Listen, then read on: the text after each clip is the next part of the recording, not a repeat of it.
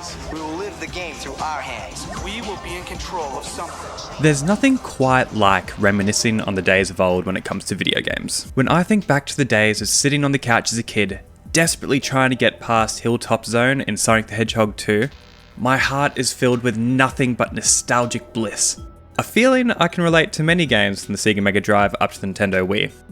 And while I'm sure all these games were great for their time, except for Spyro Enter the Dragonfly, which I've since been told isn't actually great, sometimes rose-tinted glasses can make it so that these experiences will never quite live up to the memory. So, with that in mind, can nostalgia ruin the replay of an old beloved game?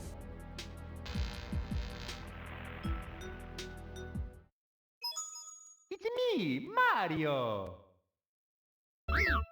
As we all know, nostalgia is a beautiful liar. When it comes to video games, I find this to be particularly true. There will be weeks when all my gamer lizard brain can do is think about some obscure PS2 game that I played when I was 8. And when I finally drag my poor 20-something-year-old console from its retirement home in the garage and plug it into the TV, I find the game neither looks nor plays as well as I remember. In reality, this shouldn't be an issue. You can't expect a game from 2001 to be as polished as one from 2025, especially when developers have had an extra 20 years to build upon established mechanics and graphics. However, my lizard brain has no such sympathies, and I will quickly begin to struggle with a game that I love because it can't keep up with my rose-rimmed expectations. This is not a given with all the games that I've loved from my childhood. Some games I go back to and the experience is exactly what I remember, and I still love it to death. My biggest example of this is probably Pokemon Yellow for the Game Boy.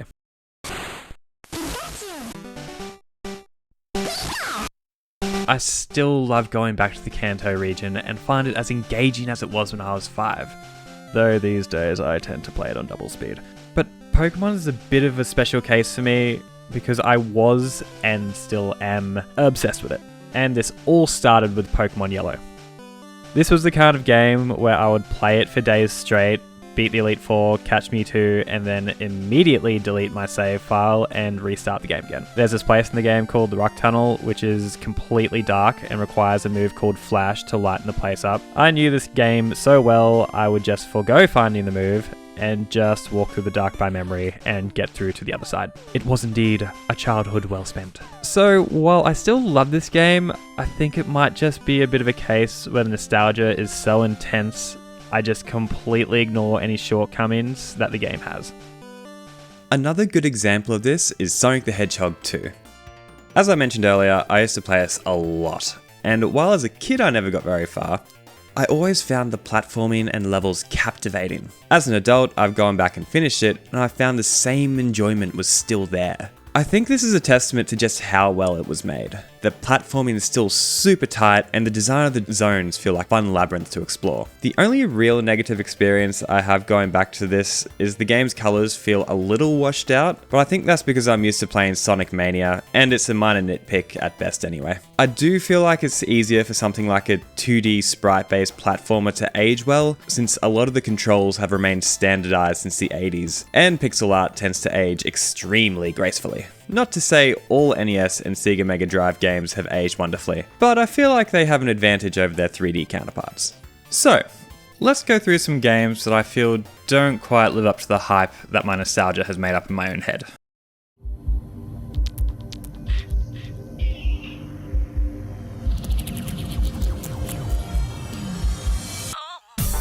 I love Kingdom Hearts. Like, I'm the kind of person who watches hour-long lore videos on how the games all connect together, and then still find it really confusing. So it truly pains me to say that I struggle to go back to the first one, especially when playing on the PS2. Kingdom Hearts blew my mind in 2002. I had no idea games could be so big and beautiful, and it was insane to me to be able to play through a story that had some of my favorite Disney characters. Wish for your freedom, Genie. I found the combat to be loads of fun, and the Heartless designs were and still are fantastic. I think the visual design of Kingdom Hearts holds up really well. The Heartless is still weird and wonderful, and the cartoony art style still looks great, with each Disney world translating its visual design over to 3D remarkably well. I do struggle a bit when it comes to combat. It feels a bit clunky and slow, especially when compared to Kingdom Hearts 2. Though it isn't terrible by any means, it really lacks the polish that its successors have, and since I'm constantly going back to 2 and 3, it makes it hard for me to return to the original. The controls in Kingdom Hearts have always been a bit unusual. I think it was probably the first game I played on the PS2 where you could jump but not with the X button. This kept up with the whole series, and while it can take a bit of time to get used to, it works really well with the way the game is laid out. What I have a hard time with is on the PS2, you use L2 and R2 to move the camera around. This does not work great when compared to using the right analog stick. Though I must have been okay with it at some point since I finished it at least once as a kid. But in the modern day, it makes it nearly impossible for me to go back to.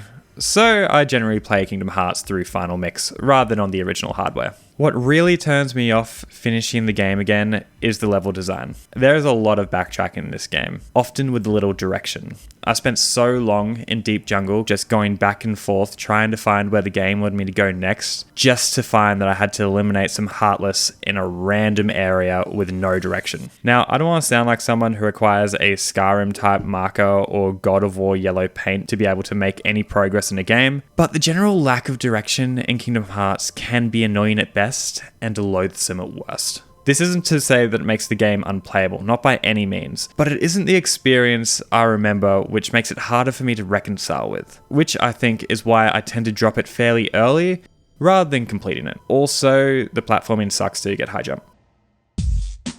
Here we go. For me, DK64 is iconic.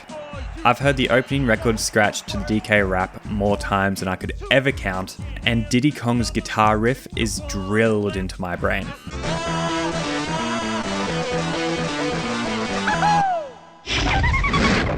I regularly go back to this game, but I can never last very long.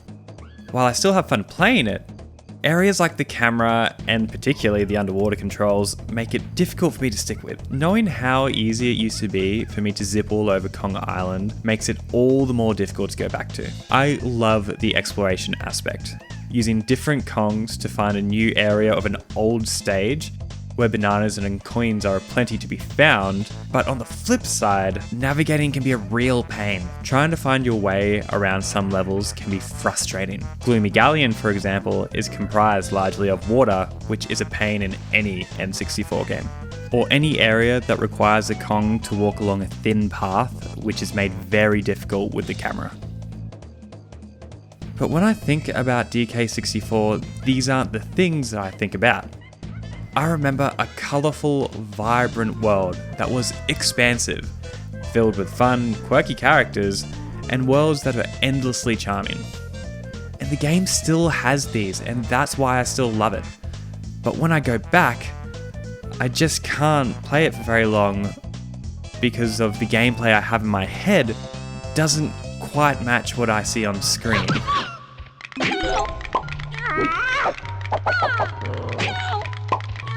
Having said that, Nintendo need to add this to NSO, and I will continue to scream that from the hilltops.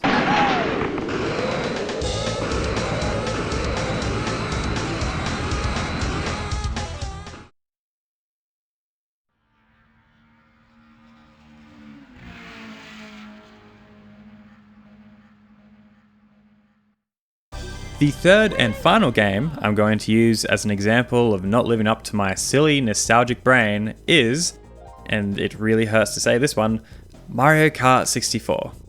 Now, before anyone pulls out any pitchforks or torches, I spent a ridiculous amount of time playing this game as a kid, and I still love it. But between those loving memories and having played the modern iterations, it's a struggle to go back. This is largely due to the more recent entries in the series. Mario Kart 8 Deluxe is almost perfectly balanced with beautiful tracks that allow for plenty of creativity and opportunities to improve one's standing in the race. Mario Kart 64, on the other hand, has brutally unfair rubber banding, especially on high difficulties. While many of the tracks are still loads of fun, some, like Toad's Turnpike and Banshee Boardwalk, can feel like they are a Herculean task when matched with the game's floaty controls, which can be mastered, but feel wrong when unpracticed. Now, in reality, the N64 was a tricky time because 3D was new and it took developers like Nintendo a bit of time to figure out how movement in that space would work properly. Though Super Mario 64 got pretty bloody close. So, after years of playing Mario Kart 8 and more recently Mario Kart World, I find blasting through MK64 difficult.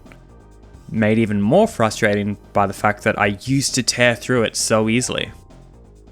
And so then, the slack that the game deserves is completely void because I can't replicate what I used to do when I was 10.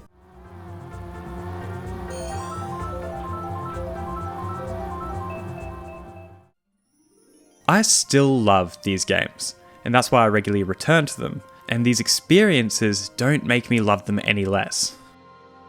But it's this love that I have for them that stops me from being able to complete them like I once would have. I struggle to make allowances for their shortcomings because I remember the games without them.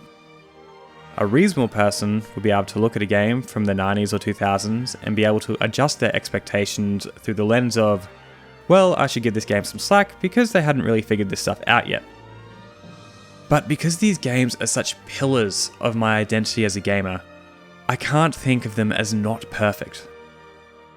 And like I said, these games are still great, and I have a special place in my heart for them. But I don't think I'll ever be able to finish them again, which is why I think, in some cases at least, nostalgia can ruin a replay.